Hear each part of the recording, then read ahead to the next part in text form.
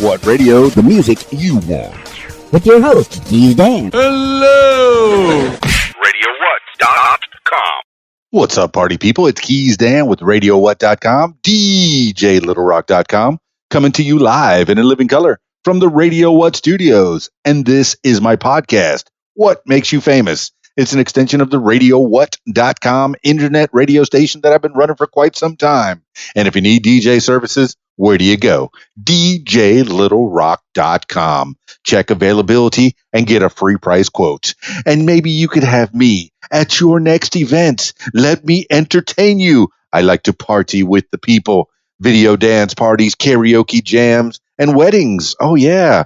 Coming up on the program today, Regina Palmer. Who's Regina Palmer? Well, you're going to find out in the next few minutes. You have that to look forward to in your ears. So stay tuned for that. This week's shows, I don't have any public shows, but I do have one private event on Saturday. I have one wedding, and I look forward to that. And I'm kind of excited to be playing at a wedding. It's a Spanish, and it's a Spanish and country wedding. She's Spanish, and he's from the South. I think she's from maybe Mexico or something like that. But yeah, it's going to be a fun wedding. I'm kind of excited. Yes, get out of the house and go play with the people, but not too close because we have the social distance. Coronavirus still going on right now as we speak. Okay, without further ado, let's give a talk to Regina Palmer. Calling Regina Palmer now.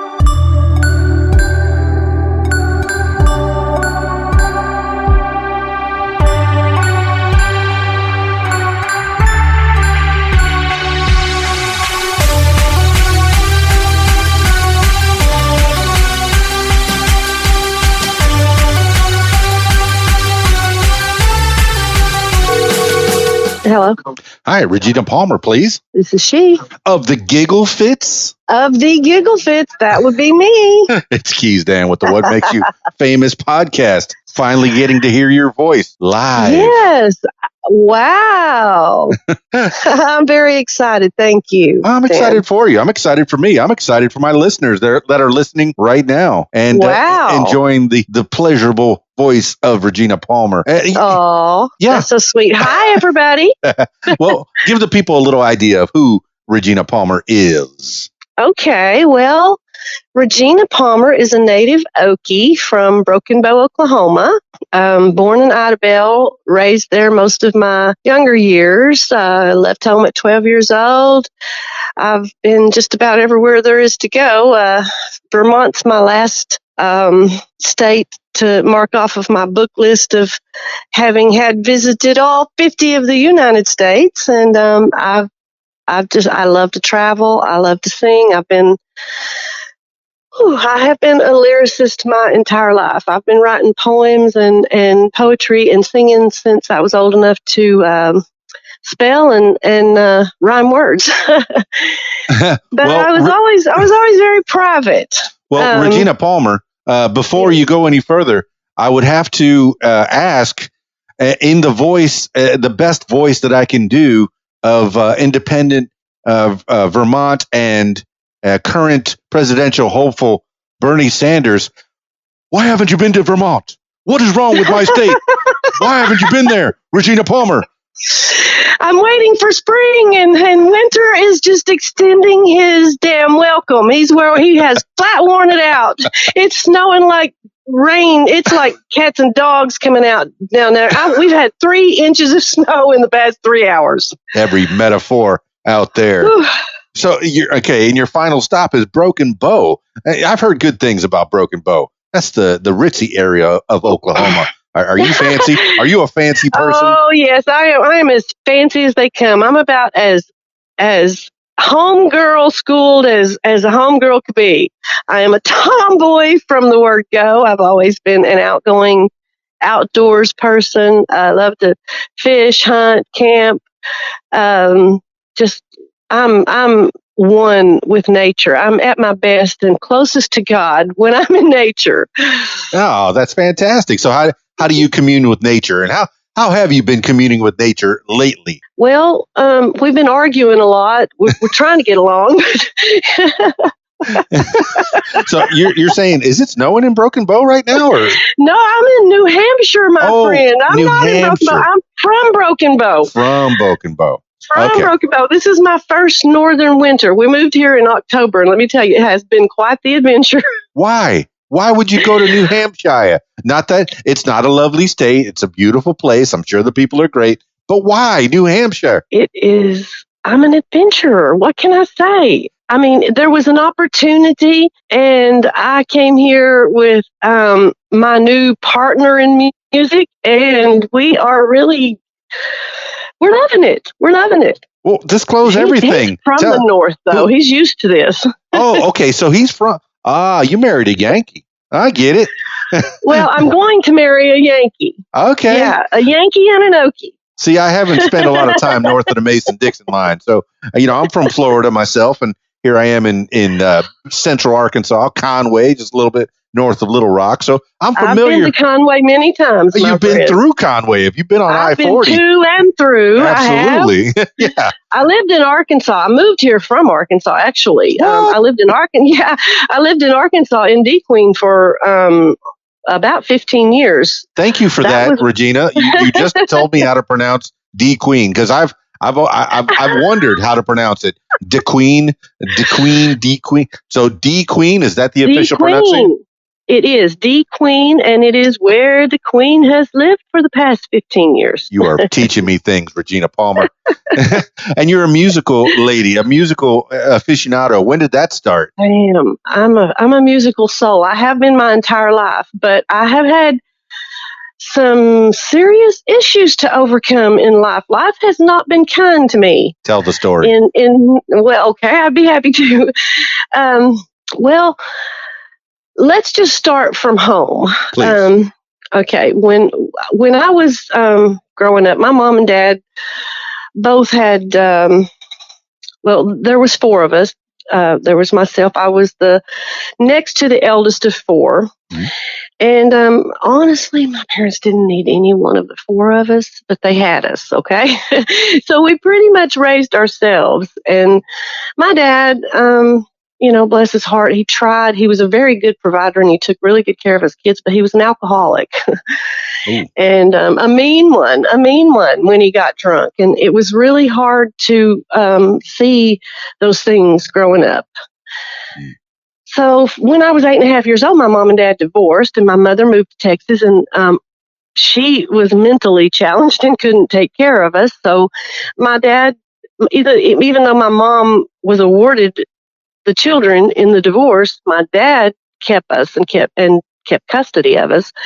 So I had to grow up fast. I had a lot of responsibility. I was gladly and willingly responsible for taking care of my brothers and sisters and helping Daddy do chores and cooking and gardening. And it's just, I don't know, it was just kind of hard, but I didn't think about it. I just did it.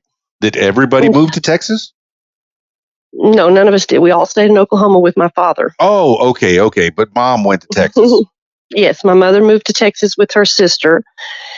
And I was about 10.5 years old. My father met a woman. I don't like to be negative in any kind of way, but she was an atheist. Yeah. And she had a lot of bitterness. And I was 10.5 when they married, and I left home at 12 years old. Okay. 12-year-old on her own. 12-year-old Regina Palmer 12 years out old there. On my own out there. Where did you go? Well, I was staying with a friend, and she had an older brother who was my sweetheart. And things kind of... How much older? I was at the time 12. He was 15. Okay. And then when I turned 13 and he was 16, I got pregnant. Okay. So we got married. That's a life changer. Yes, it is. It really is.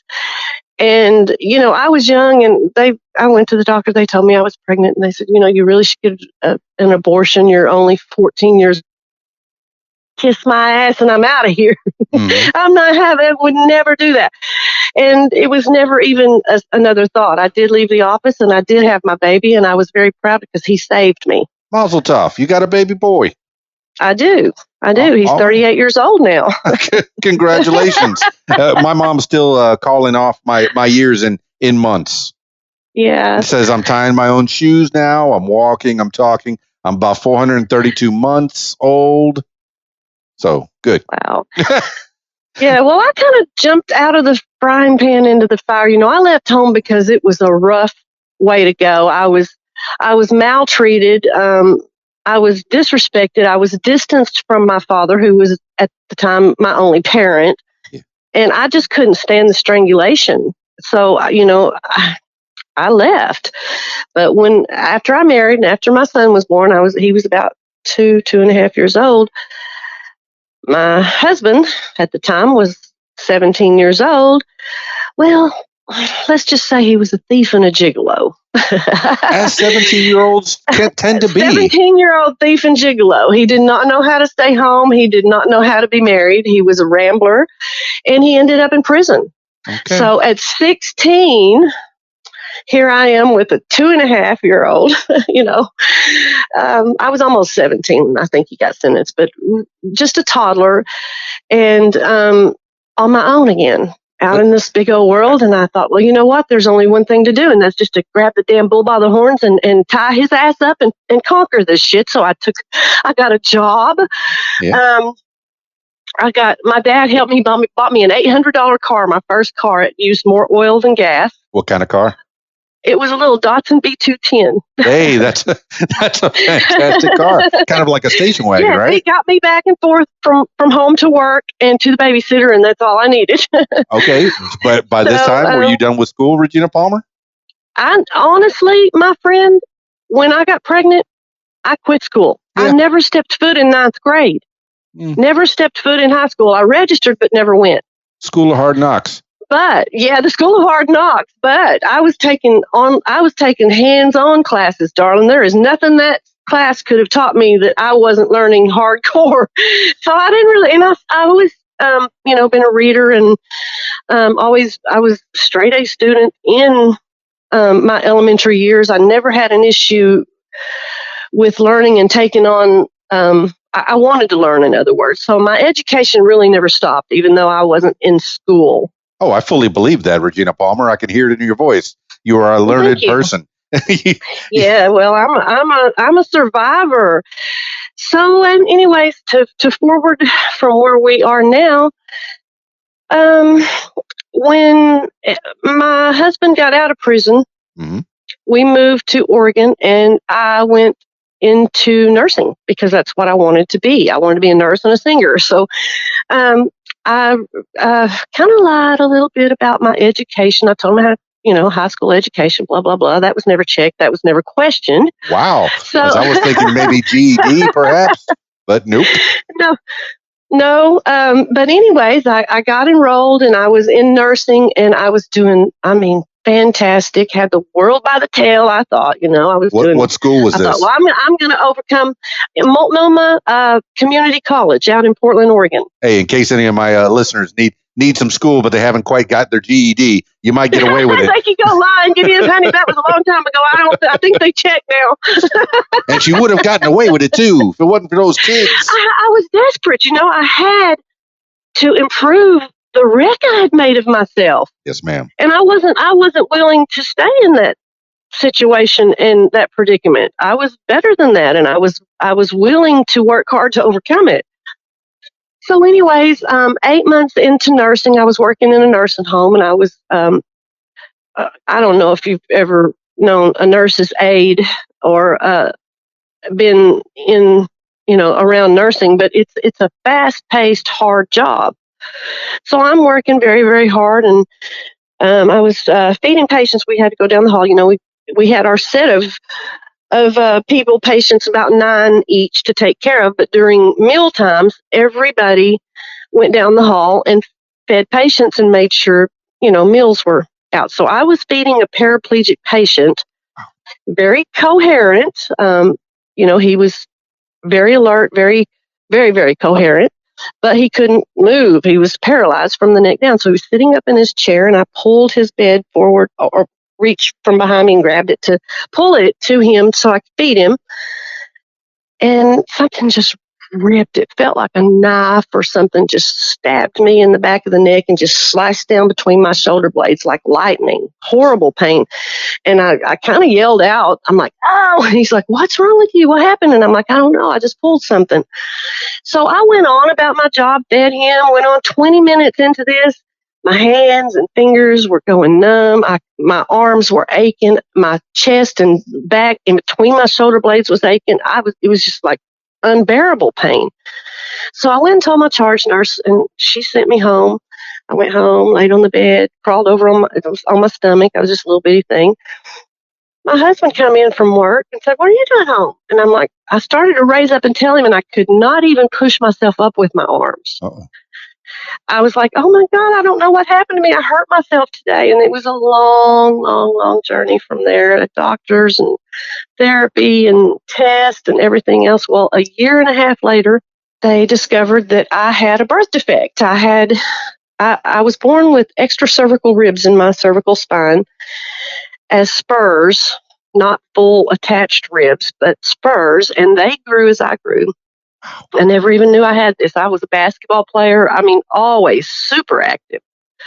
But that injury that day, from that, the ribs that were growing, and it caused a brachial plexus injury, which is usually something that happens during a breech birth.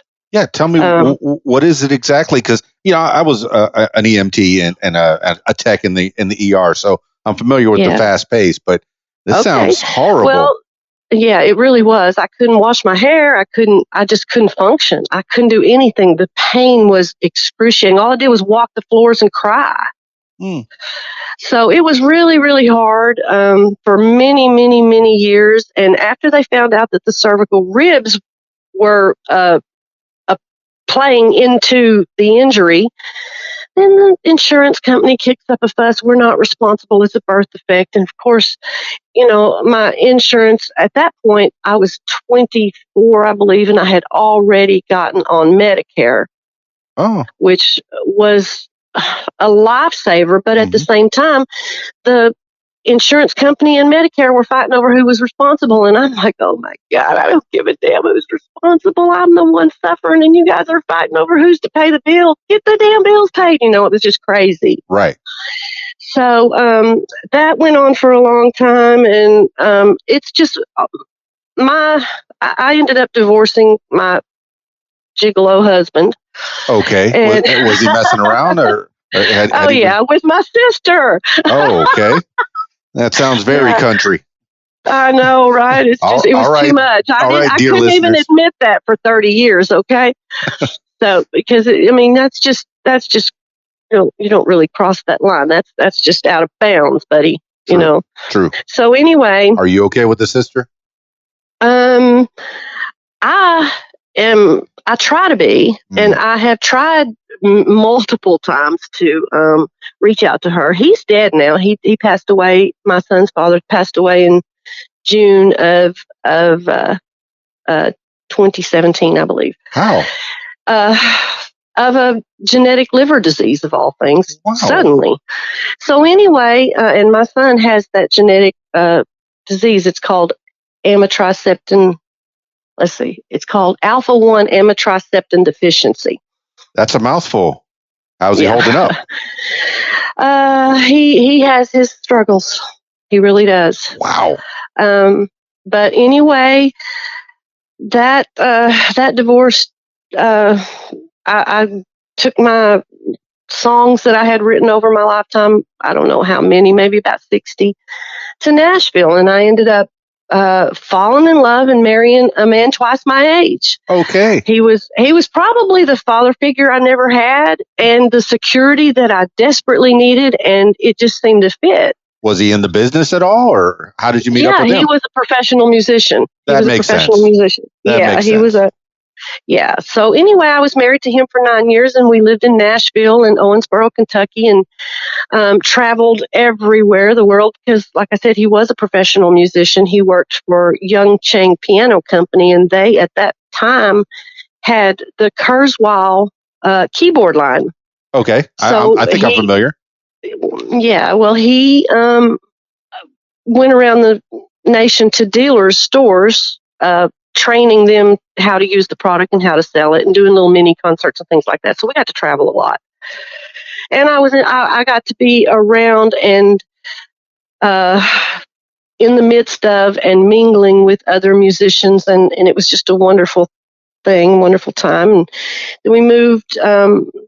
He lost his job with Young Chang. They sold the Kurzweil division, and therefore, since he was with that division, he didn't have a job anymore. So we opened up a piano store in Nashville, Tennessee. Okay, that's a good spot to be to make some music. Okay.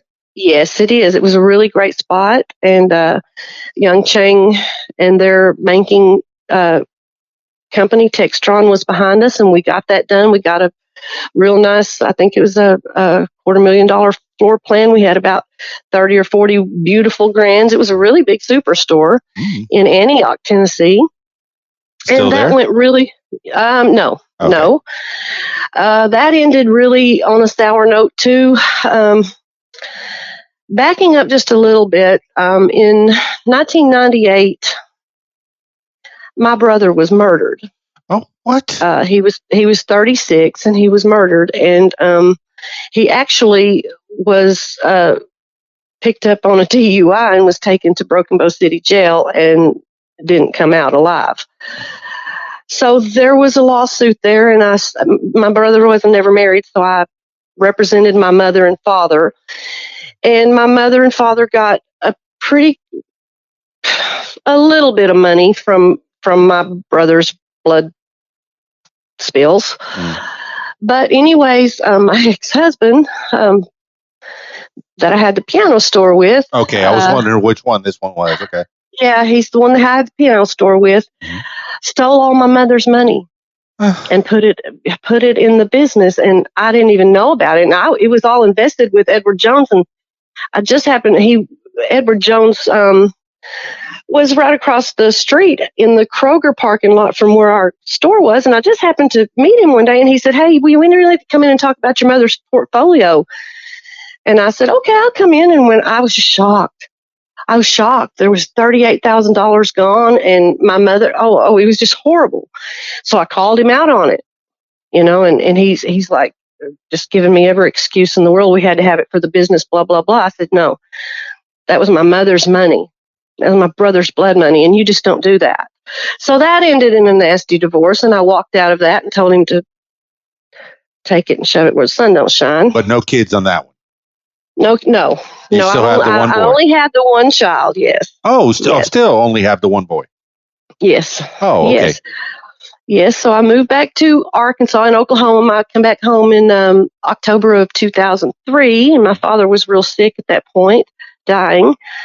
And I ended up marrying a guy from Arkansas and was there for 15 years. That ended real bad, too. So I've had my share of ups and downs. But through all this, creativity comes from pain. Oh. Yes, it does. It does. And, the many, many times that I couldn't get up and do. Now, I'm a miracle. I'll tell you right now, I really turned my life around 6 years ago, because after 17, well, it's been more than that. I'm losing track of time. But yeah, 9 years here, 15 years here. Right. Yes. Excuse me. No worries. So anyway, after all that,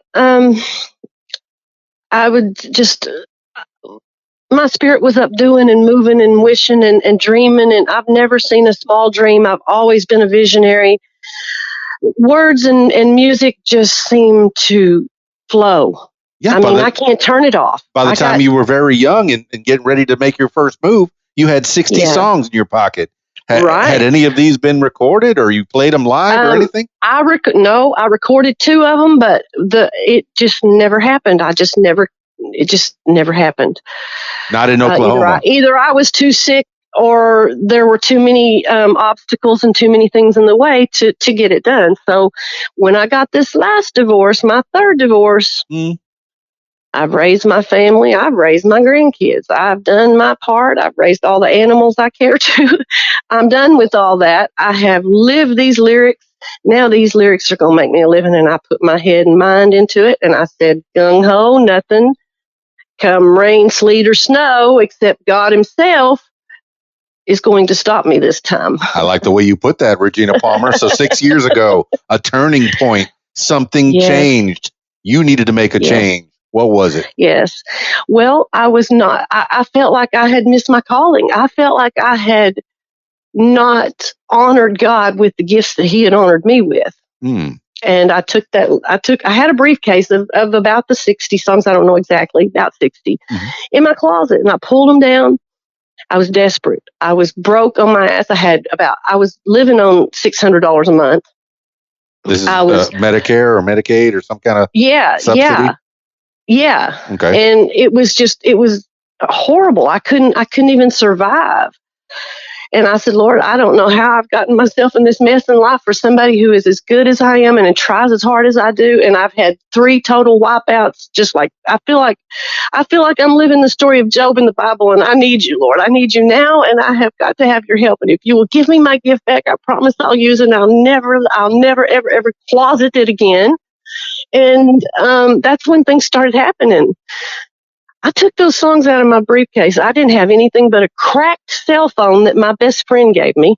And I started putting a cappella version songs on Reverb Nation, and fans started coming to me like, wow, you're brave to do that, and blah, blah, blah. This is really good. And I'm like, well, I'm desperate. I didn't tell them that, but they had no idea how desperate I was to get back into the industry and get my career going. I'm coming out of retirement at 50, So it's been a long, hard road, but I'm very happy to say today I have made the necessary changes in my life. I have moved. I've gotten away from all of the negative influence. I've gotten away from the things that were holding me back, and I'm living in New Hampshire, very happy. I'm engaged to be married. Of course, that might not happen in June like we thought, but I understand.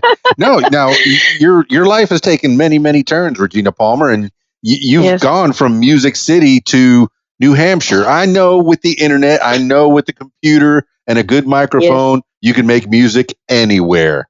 Yes. And I'm guessing you have a home studio set up that you can. We do. It's basically, it's just the basics, but it's working. Yep. With today's digital age and the technologies that we have at our fingertips and at our disposal, it's a lot easier to create music in a home setting than it is, before. If you weren't going to get anywhere unless you went into a studio, they majorly produced it and make it, commercialized as they say, or you're signed by a label and distributed that way. But now with the new, I call it the new digital age of music, that's changing, and indie artists are actually able now to put their music on major platforms for sale and do everything independently outside of, you don't have to be signed anymore, Absolutely. You're cutting out the record. The record labels are running scared because they're not needed. People are developing these home studios. I'm right here recording you on 2 different devices, because I always recorded on a backup, but digital, both digitally. No more reel to reel, no more tape, and no more producer needed. I'm the producer. I'm the editor, and here you are being recorded. And this is what you can do in your own home studio. You're teaching people that they don't need to be signed to a record label that's going to take all their money. You're signing your life away. You're giving them all of your profits. Yes. And you are going to run yourself in the ground because they are going to drive you there. Yes. Learn from Elvis. Learn from Prince. Learn from Michael Jackson. Learn from all these that have come before you that get run to And I run do. They've ragged. all been influenced. Oh yeah. They've all influenced me. So that being said, Mhm. 2 years. Well, let's see. A year ago, January, I was at a friend's house. She had broken her hip, and I was there taking care of her. Oh. And I was trying to get music up before March, before all of the nomination season had passed in, and I just couldn't do it. So that kind of was a bummer. But I've met Tony through ISSA, and we just seem to hit it off. He is a veteran tribute artist. What's ISSA? International Singer-Songwriters Association. And you met a fella through that association? Yeah, it was a group that I had joined, and he was in this group, and we started talking. He started listening to my music, became a fan. Great. We started talking, chatting, became friends, and then decided to collaborate. And he's like, "Well, that would be great, but I'm in Rockton, Massachusetts." So I've talked to several musicians that have collaborated with people that don't even live in the same country, that have never met before. Is that something that you started doing? I was so squeezed out, I didn't have the means to do that. Okay. So we planned a meet. He actually flew to Dallas and met me, and we drove back across country in my car with my things. It wasn't that same $800 Datsun B210. No, actually it was a cute little Dodge Avenger. But let me tell you something, for long trips, we both looked like we were 90 and crippled when we got here. Okay, it's kind of tight in there. I get it. Yeah, with all my stuff too, and all the seats crammed up, just pushed up as far as you could get them. Yeah. So I moved north in my car, just my personal belongings. And you were taking a chance on Tony. I was. And he was taking a chance on you. He was. We both took a major chance, but we just had a really positive connection. And I was just really willing to gamble. I kind of waited. I had been searching for somewhere to go to produce the music and to have a partner in music. But I didn't want to just jump. I was very careful. In spite of lots of offers that were turned down, Tony just seemed like the perfect fit. Is he at least around the same age? Yes, he's 53. That helps a little bit. We are the same age. It does. That helps a little bit. And what are his credentials? What can he do? Is he the guitar playing man? He is, and let me tell you, he got sick a few years ago. He was stricken with Graves' disease. What is that? And it's a thyroid disease. Oh, okay. But it took his voice. He can't sing anymore, but he was, I'm talking, fantastic. This guy could cover anybody. It didn't matter if it was George Strait or Christina Aguilera or Pink or, his range was just, it blew my mind. That I was a fan of his too. But he can't sing like that anymore. But let me tell you something now. He's a monster on that guitar, and I can. There you go. Really That's what he needed. He needed you to be his voice so he can concentrate on that guitar picking. She's my voice, and I'm grateful, and I'm thankful I don't even have to sing anymore. So, yeah, it's just working out beautifully. Perfection, Regina Palmer. So let's take it back a little bit. Going to school. I mean, what convinced you to start writing songs? Was that the only thing you were doing in your school life for your extracurricular, or were you playing any instruments in school, doing stuff? In my school, where we were from, I was from a little. Well, yeah, but I lived 12 miles out of Broken Bow in elementary school. Gotcha. Little bitty tiny a community school from kindergarten to 8th grade of all together maybe 200 kids. But you knew each other. Everybody knew everybody. Yeah, that's the advantage and disadvantage of small town. Sports, but there was no music in school. Oh. So the music that I got was from home. My dad was always playing music and always listening to music. So what was he listening to? Country, honey. Hank Williams, and Johnny Cash and Patsy, Dolly, Loretta. Tammy. All of the old time country greats. was what I grew up. If you're going to do it right. To. Yeah, listen to That's the classics. Right. There's a reason that they're still around, that they're still being listened to. They wrote some good music. Absolutely. Yes. And then how was your faith being developed at this point? Because I heard it in your voice when you started talking. Your faith has been your strength throughout your life. Absolutely, and that's another story in and of itself. Please. And I'm glad you asked me that. I'm glad I asked. Growing up in Golden, we lived right next door to the Golden Baptist Church, and I could see it from my yard, and it was just walking distance, right up the road. So from the time I was 8.5 years old, after my mom and dad were having so much trouble and ended up divorcing, I never missed a service. If those doors were open, this kid was there.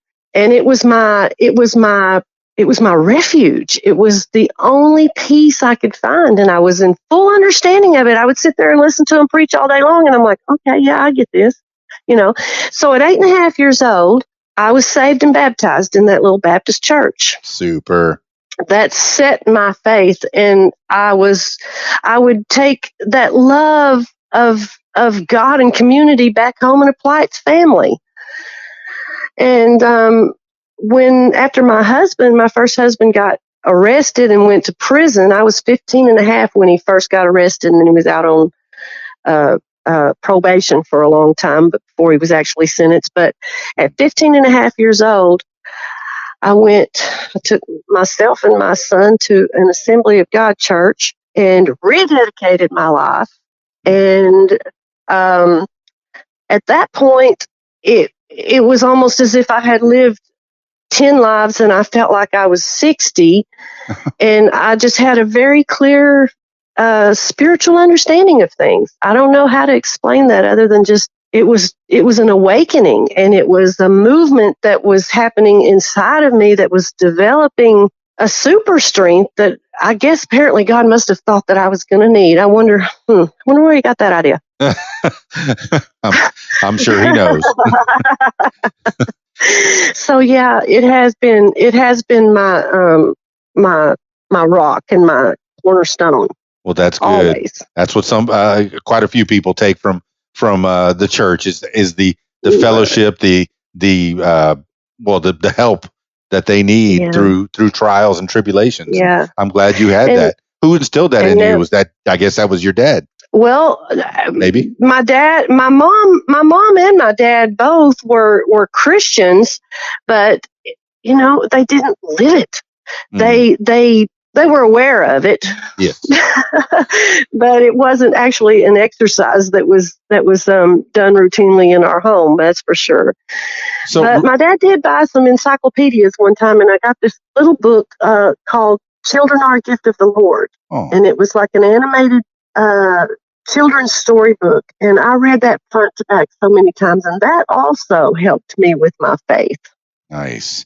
Well, Regina Palmer, since you kind of mentioned your mom a little bit, how did she fare down in Texas? What did you ever get back in contact or keep in touch? Yeah, I did. I ended up when my mom remarried and was married for a long time, and then her husband got very ill and was dying and couldn't take care of my mother, or my mother couldn't take care of him.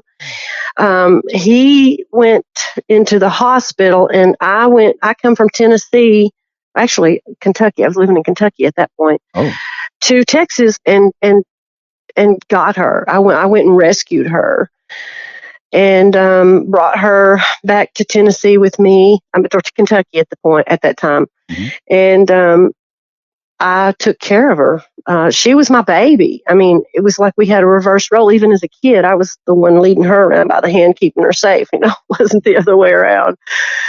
But yeah, my mom was. I took care of her for, I think she lived about 12 years past that. Mm. When did she pass? She passed in, let's see, I believe it was 08, 2008. Huh. And that was really the turning point in my life. That was when I didn't have anybody that I had to be completely responsible for. Well, I'm glad she had you at the end. That sounds like it me too. It was good to reconnect. I wouldn't trade that for the world. Mm-hmm. My ex-husband Frank, the middle husband, the one from Tennessee, he used to really be hard on my mother. He used to say, your mother left you, left 4 kids. How could you even love her at that point? I'm like, you know what? I don't feel that way at all. I'm grateful that my mother left. I couldn't stand to see her get beat up again.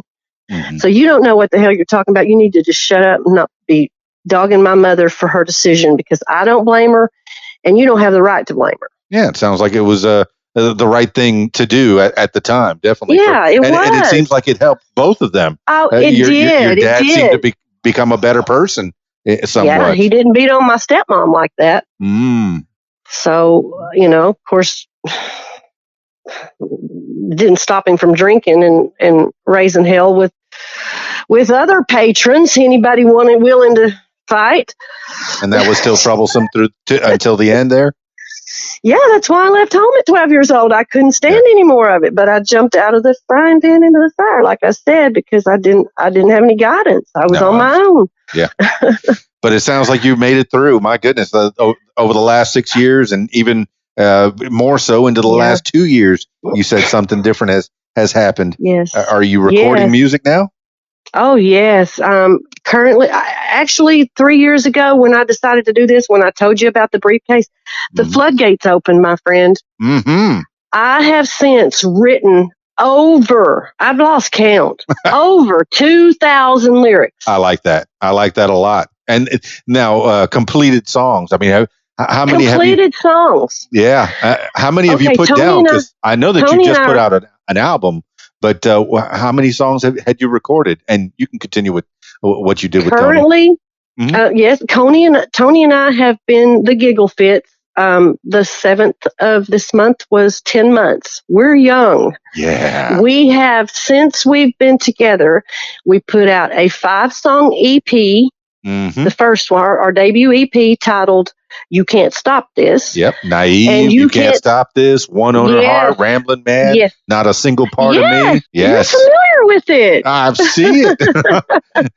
You can find it on Pandora. Go get it right now. Well, don't be naive.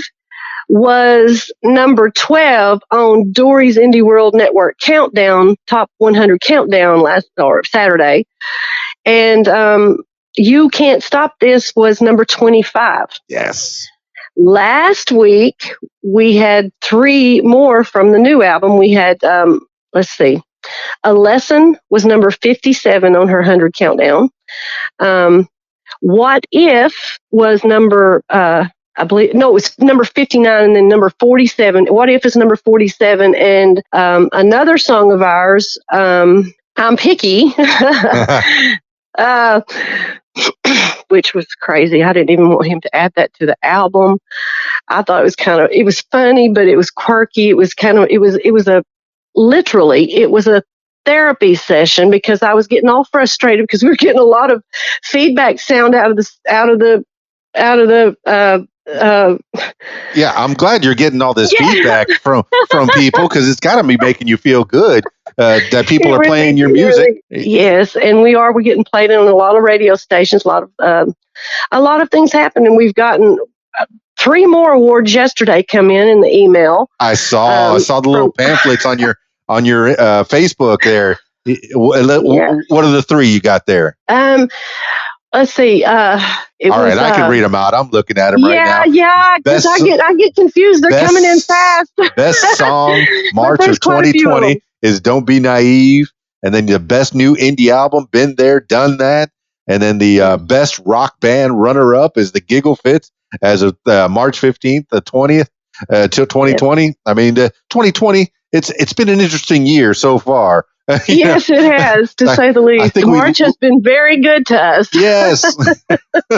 But you've gotten accolades, you've gotten awards, and I hope that I get these songs pretty soon so I can put them on radiowhat.com and get you some more play on there. That would be sweet. Thank you. So we've currently got the 5-song EP, and we put 17 fresh originals on our album. We wanted to fill it up for our fans for a whopping low price of about 50 cents a song. Dig it. And that's the new one, Been There, Done That. And this is happening so fast. You had one album last year with the 5 songs, And then 15, you said? 17. 17 originals on this new album. People don't make albums anymore. People make singles, and you're just churning them out there. I mean, well, I've got so many. I've just barely tapped the surface of what I've got to produce. You got 2,000 more to go. And that's right. Who's producing all these? I'm a busy girl. Is it you and Tony, or do you have any help that's helping you put these out? No, we are doing everything ourselves. We're singing, recording, producing, mastering, using Songtrader for distribution, and putting them out. Everything from home, and doing all of our own promoting and everything. So no, we are do-it-yourselfers all the way. Sounds like you got quite a team, Regina Palmer. You and Tony, and that's fantastic. So yes, go ahead, continue. Atop of the EP and the full debut album, we have also released a Christmas single titled "This Christmas," and 3 more single releases of love songs. Oh, that's great. Yes. Oh, okay. I see the Christmas single has the one song, and then Love's Knocking Again is a single. Yes. That's perfect. Love's knocking, love's knocking, let it in. Yes. Regina Palmer sending chills up my spine, singing for me. I love it. Oh, you're so sweet. No, my goodness. You know, I've been listening. Your YouTube is full. You've been putting content out there for the people to listen to have, people are stuck indoors at this particular moment in time, and they need something to listen to, something to get their minds off things. Why not listen to the Gigglefits? I'm just totally elated and completely 100% purely happy to bring them the content they need to get them through this. So why Gigglefits? What is that all about? Okay, well, obviously I laugh a lot, but when Tony and I first did our first session, he challenged me. Him being the monster guitarist he is, he challenged me to pull songs out of my briefcase and improv them. He said, just start singing and I'll start playing along. The first session, we had the most fun I've ever had in my life, but in an hour, between all of the laughing and cutting up and carrying on, we had 8 songs completed in an hour. Was the recorder on the whole time? Well, no. I mean, we would stop in between songs and discuss it, and then when we were ready, when we cued each other, we turn it on and record it, and we were just freaking hitting it every time. What a process! Several of the songs on that album were first-time improvisation from our live sessions that we never did anything else with except clean them up through, mixing and mastering. I guess Cool Edit or Pro Tools or something like that. Yeah. Is that something? Tony does all that. Tony does all that. Okay. You need a Tony. Yes. He needs a Regina. Excellent. Yes. Technology and I are not friends. I'm telling you right now, we argue all the time, and it never listens to me. It don't understand me, and I don't understand it. Okay. If it was, it's that kind of thing. It's like, okay, let Tony, me go back. I have an issue. Something that's stuck in my head. How far did the nursing go when you got that injury up your back with the ribs? Yes. Was that it for nursing completely? 8 months in. 8 months in, I could not work. No more. Okay. No more. And but I did keep all of my books, and I've always read. I've always kept up my nursing skills. I've always been a caregiver. And let me tell you, I don't even know how, you don't know how lucky I am to be standing here talking to you, because for the past 3 weeks I've been sick. This past week is getting better now, but I think I had coronavirus. No. Oh yes, I was sicker than a dog, honey. For 2 weeks I couldn't do anything. Tony took care of me. Yeah. I'm better this week because I'm a naturalist too. What's that? I did. Well, I don't go that pharmaceutical route anymore. If it's not a natural product, I won't use it. Yeah, I try to stay away from pills too.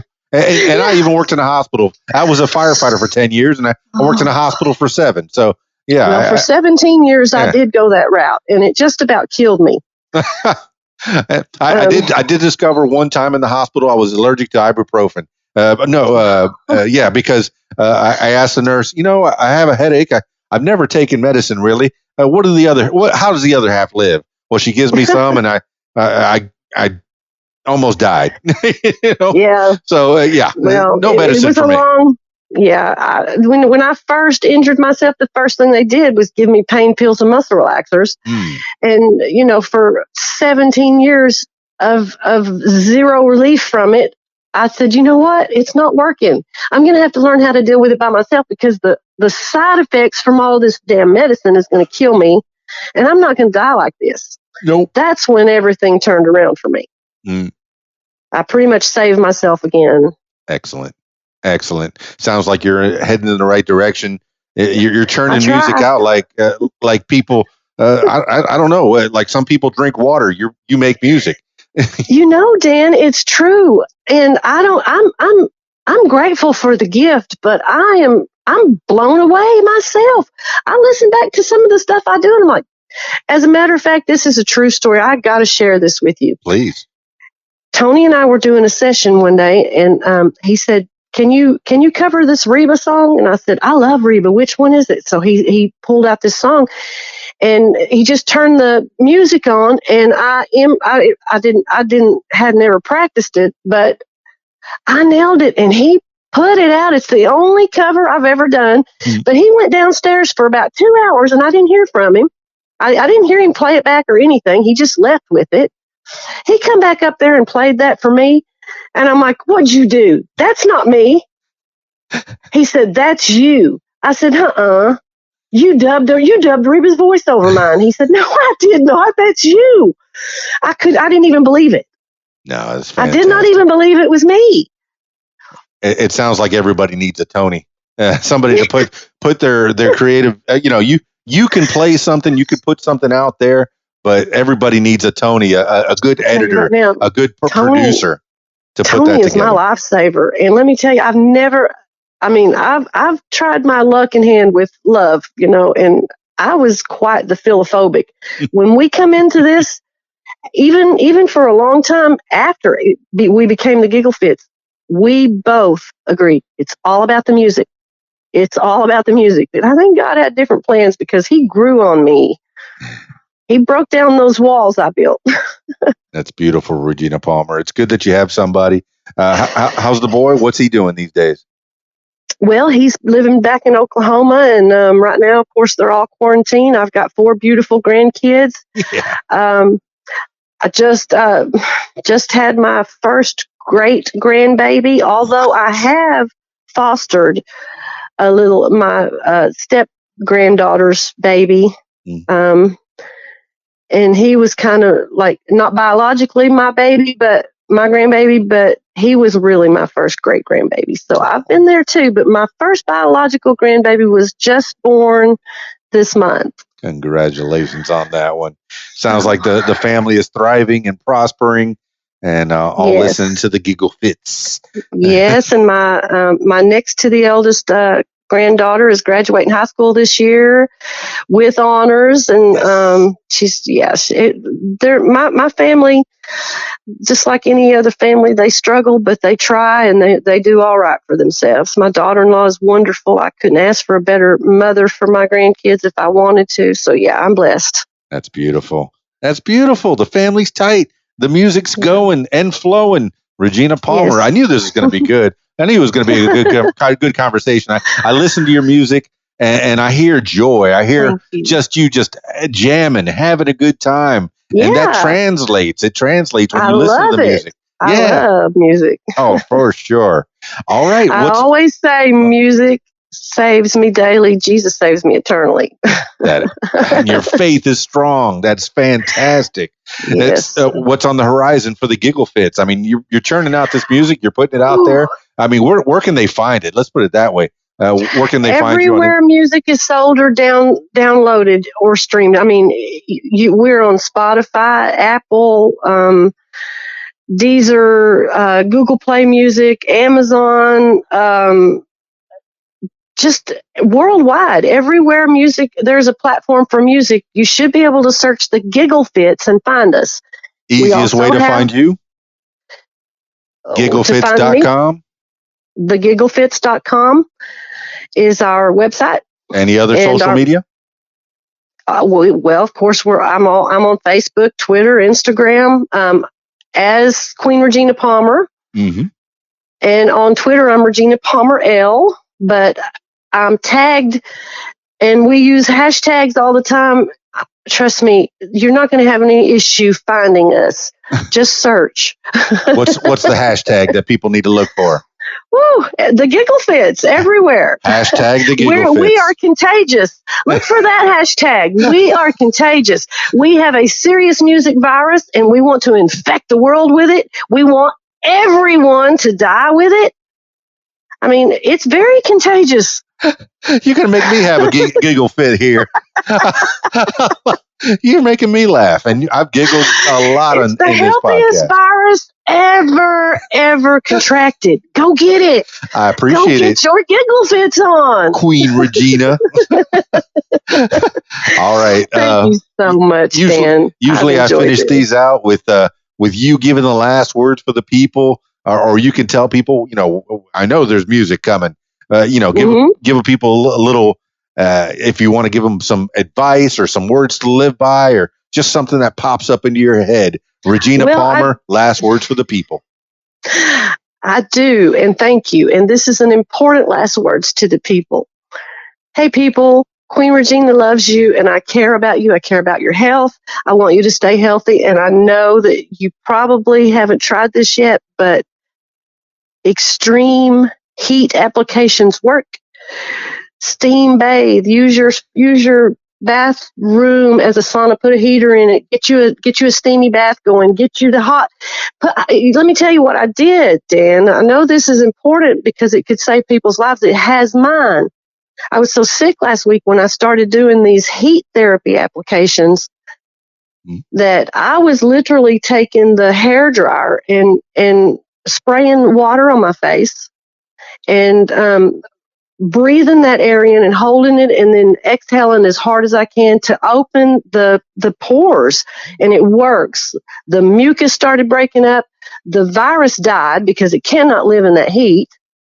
And I started getting better instantly. I was able to productively cough because let me tell you, I was clogged up. My sinuses, my head, my entire bronchial tract, all the way down into my lungs.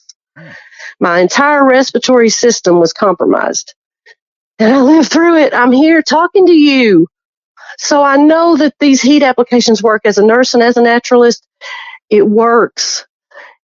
You can create your own sauna and you can steam clean your house and apply heat in so many different ways. 180-degree water, it might turn your skin a little red, but you're not going to scald yourself.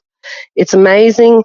I use aromatherapy, essential oils, things like that. I mean, there are so many ways that we can beat this, but we can't if we don't know.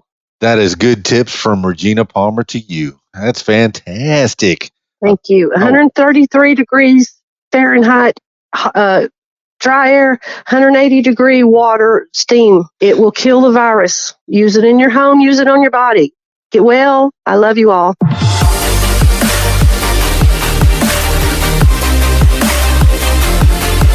Well, there you have it, party people. Regina Palmer. Woo, doggy. I knew we were going to have a story. That girl can tell a story, and she has had a story. What a life to live. And she's almost lived like 3 or 4 lives at this point and just keeps going strong, putting music out there. I'm so glad you have Tony helping you put the music out there, get that vision that out of your head and onto the paper and onto the computer, and making sure that people know all that great music that you have written. Yeah, I mean, 60 when you get out of school as a young lass, and now up to 2,000 songs, uncountable. That's fantastic, Regina Palmer. I look forward to listening and hearing more from you as time progresses. Thanks so much for being on the program. What makes you famous? All right. If you'd like to tell your story, now this time I'm talking to you, the loyal listener. If you'd like to tell your story, I encourage you to give me a call at 501-470-6386 or email info@radiowhat.com. That's it for this edition of What Makes You Famous. It's Keys Dan, radiowhat.com, djlittlerock.com. Peace. I'm out of here. If you like what you hear, follow What Makes You Famous social media. Use the hashtag #WhatMakesYouFamous. Follow on Facebook at What Makes You Famous. Follow on Instagram at What Makes You Famous.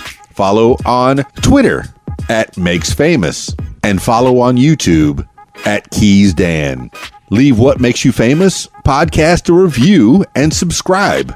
Listen to What Makes You Famous podcast on Podbean, iTunes, YouTube, Stitcher, Google Podcasts, and Spotify, and almost anywhere you find podcasts. Tell your story on my podcast, What Makes You Famous. Call 501-470-6386 and leave a message to set up a time. You can support What Makes You Famous using the PayPal link, paypal.me/KeysDan. Email info@radiowhat.com. What Makes You Famous podcast is a production of Keys Dan Enterprises Incorporated at keysdan.com. Thank you for listening. This is Keys Dan. And this is Shelly G. And you're listening to Radio What? .com. Radio What? The music you want. With some words to live by. Get outside every day. Miracles are waiting everywhere. A public service message from RadioWhat.com. The music you want.